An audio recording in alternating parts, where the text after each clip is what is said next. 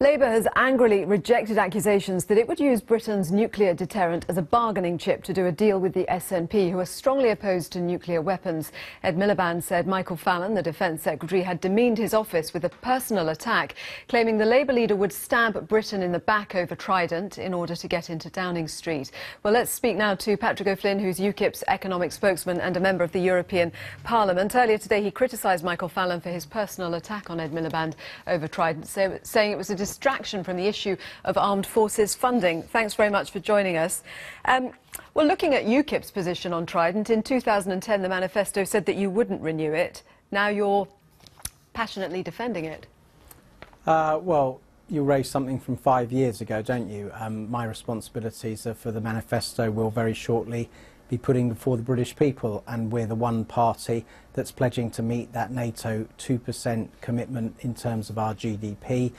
Yes, and we're fully behind replacing Trident, and we believe you need 4 submarines to maintain a continuous deterrent. I think Michael Fallon is presumably trying to distract attention from the fact that the Conservatives are not going to meet that 2% commitment, and indeed have no departmental spending plan for the defence of the realm beyond the end of March this year, which I think is a disgrace. How would you fulfil that 2% spending commitment?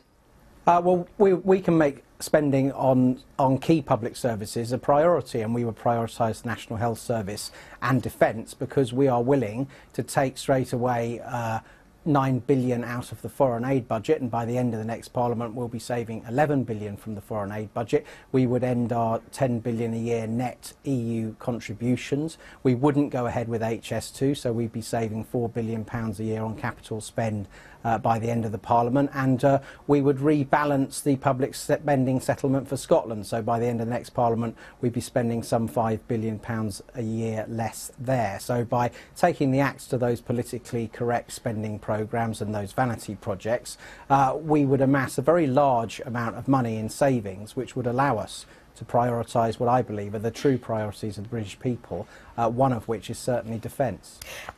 It seems, though, that every time you make a pledge on spending, those areas are cited. Do the figures actually add up? Because it seems like there may be some double accounting going on. No.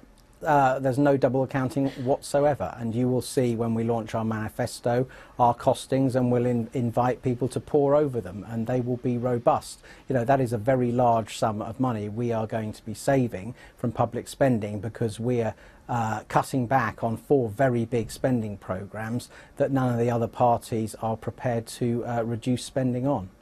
Thank you very much indeed for joining us. Thank you.